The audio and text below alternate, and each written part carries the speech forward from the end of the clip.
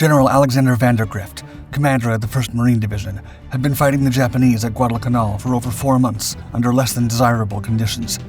They were surrounded by the enemy around Henderson Airfield, lacked proper food, and ammunition was running dangerously low. A desperate firefight had just ended around the perimeter, and General Vandegrift observed his Marines with contempt.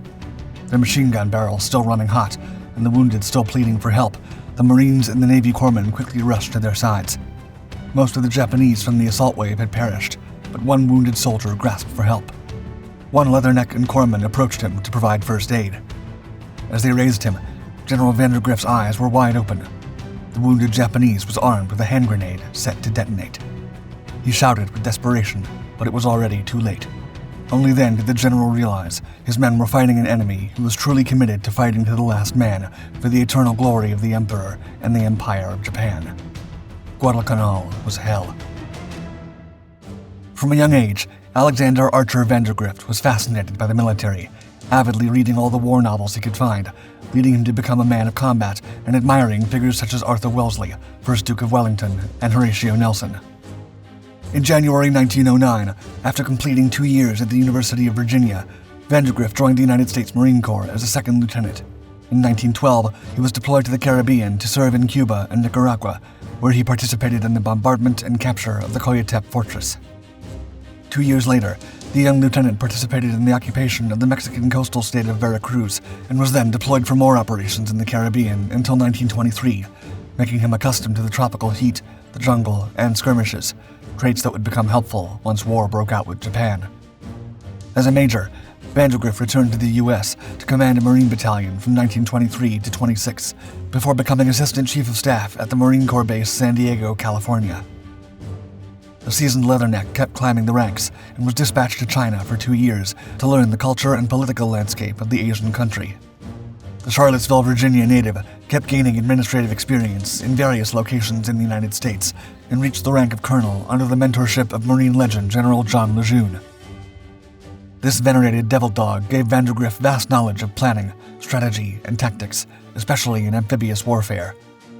Vandegrift continued to excel in his work and returned to China as executive officer and commanding officer of the Marine Detachment at the American Embassy in Beijing. China and the Empire of Japan were at war, allowing Vandegrift to learn more about his allies and his possible opponents, the Japanese. During his time at Marine Corps headquarters from 1937 to 41, Vandegrift collaborated closely with the Corps' commandant. He then achieved the rank of Brigadier General in March 1940 as tensions rose between Japan, Germany, and the United States following Hitler's invasion of Poland. Smelling the taste of war on the horizon, Vandegrift ensured the Marines were ready for combat at a moment's notice. He grew the USMC from just over 28,000 men in 1940 to 55,000 by the end of the following year. By November 1941, 1 month before the Japanese attack on Pearl Harbor, Vandegrift was appointed assistant commander of the newly formed 1st Marine Division. Following the treacherous bombing of the American base in Hawaii, President Roosevelt declared war against the Empire of Japan and prepared America for war. Vandegrift knew the time had finally come to test his skills against the brutal might of the Empire of Japan. He and his Marines were ready, and they would not disappoint their country. While Brigadier General Vandegrift was given command of the 1st Marine Division Fleet Marine Force, the Leatherneck stationed at Wake Island made a heroic last stand against the overwhelming numbers between December 8th and December 23rd, 1941. The ragged garrison of 450 Marines destroyed 4 enemy warships, 21 aircraft, and 1 submarine, inflicting over 1,000 losses against the Empire of Japan. In March 1942, Vandegrift was promoted to Major General and commanded the 1st Marine Division. While eager for combat, Vandegrift and his troops constantly received pessimistic reports. Following the loss of Wake Island, the Allied troops lost Rabaul on January 23rd, Singapore in February, and New Guinea in March. As for the Philippines, the shadow of the Japanese Empire fell over it in May 1943, after Army Lieutenant General Jonathan Wainwright's surrender.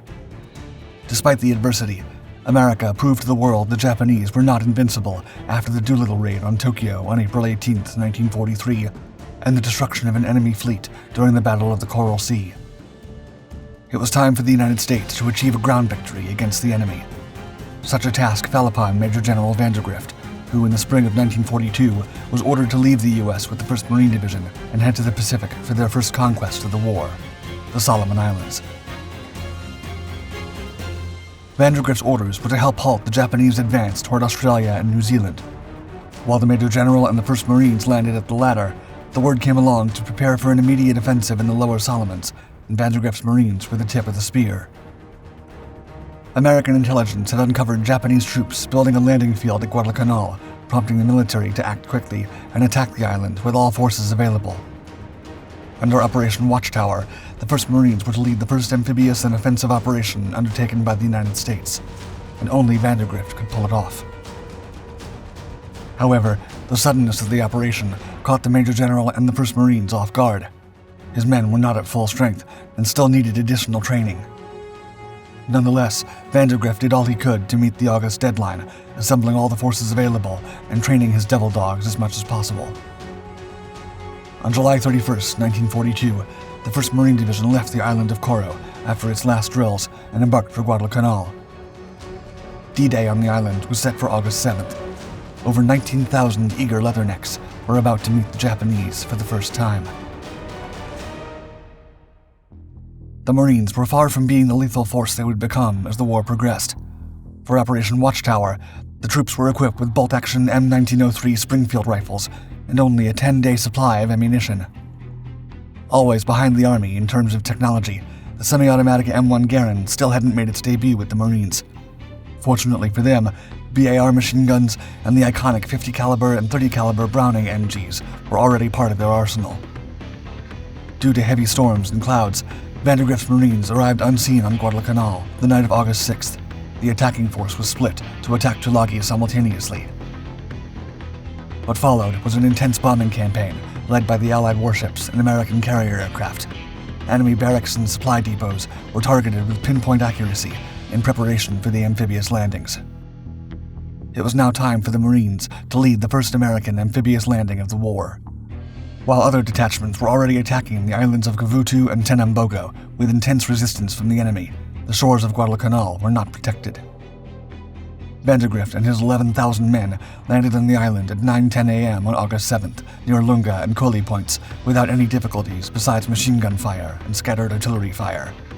The seasoned commander and his troops advanced swiftly and without hesitation, taking control of the airfield the next day.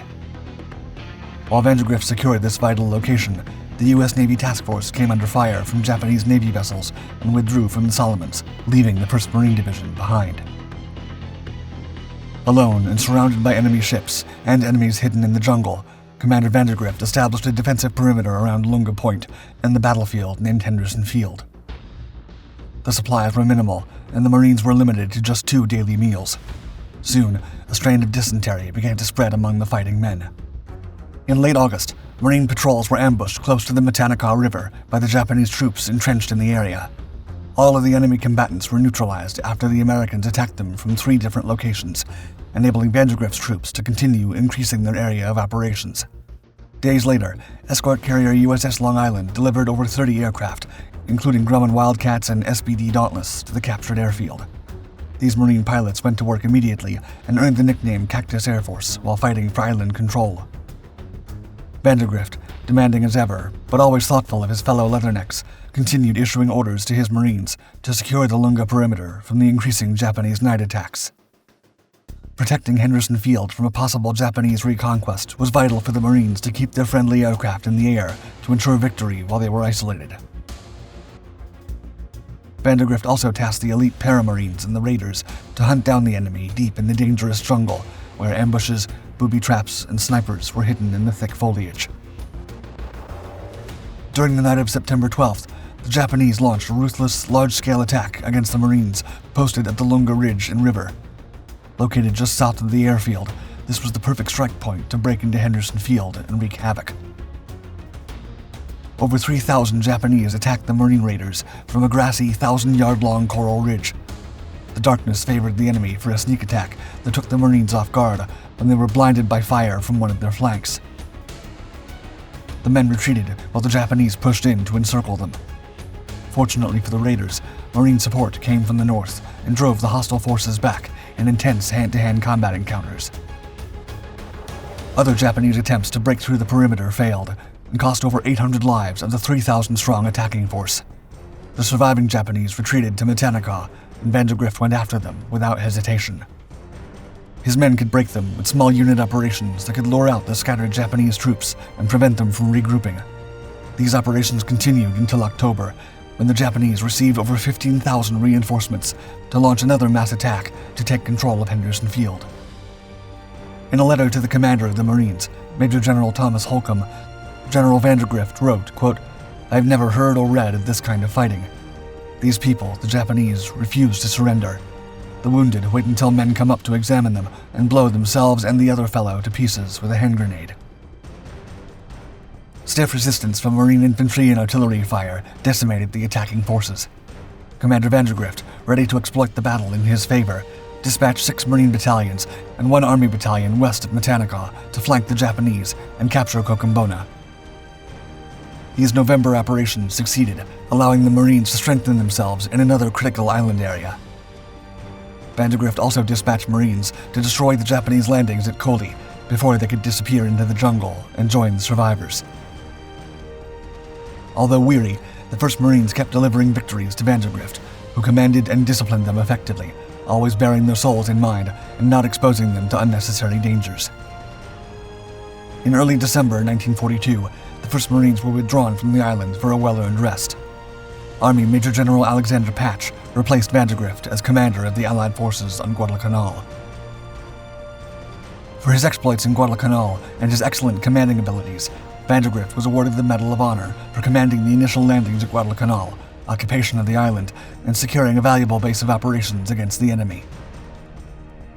The award ceremony occurred at the White House on February 5, 1943, where President Roosevelt congratulated the veteran Marine. Despite his achievements, Vandegrift remained in service and went to the Pacific with his 1st Marines, who were also awarded their first Presidential Unit citation. In November 1943, during the early phases of the Bougainville campaign, Lieutenant General Vandegrift was in command of the 1st Marine Amphibious Corps. On January 1, 1944, he assumed the role of the 18th Commandant of the Marine Corps, and by March 1945, he was promoted to General, marking him as the first active-duty Marine to reach a 4-star rank.